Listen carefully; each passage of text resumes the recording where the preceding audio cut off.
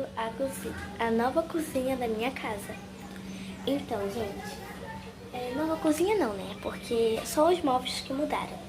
Então, aqui tem a geladeira, também aqui é o freezer e aqui é a geladeira. Tem até fotos minhas aqui, da minha irmã.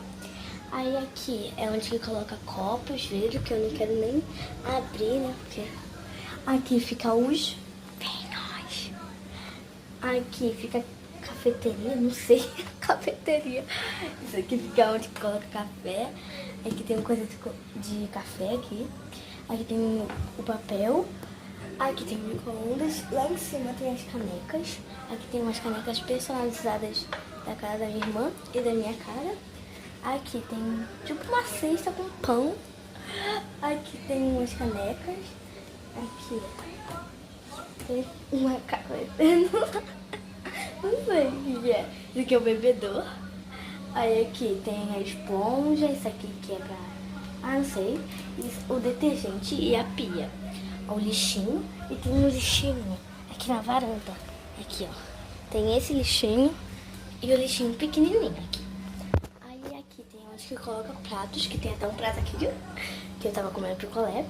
Aqui coloca pratos pra secar e tal. Aqui tem as panelas que tem até um arrozinho. Aqui o fogo. Aqui, o que é isso aqui? Gente, fala aqui nos comentários o que é isso aqui. Não faço a menor ideia. Só sei que isso aqui é manga. Aqui tem as frutas. Aqui tem umas coisas aqui.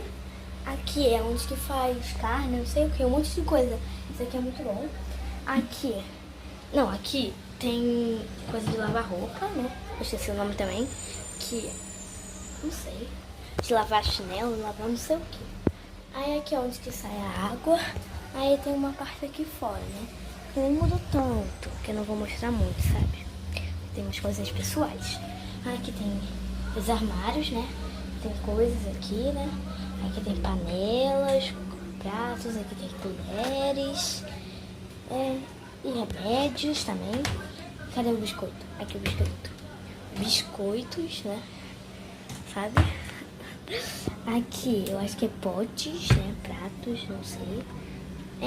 Isso aqui. E aí tem essas luminárias, né? Vou acender até elas, ó. Acendi essas luminárias. E é isso, aqui tem um corredor e tal que vai pra lá pra sala. Então, gente, isso foi o tour pela minha cozinha. Agora eu vou fazer tipo um tour assim, ó. Quer ver?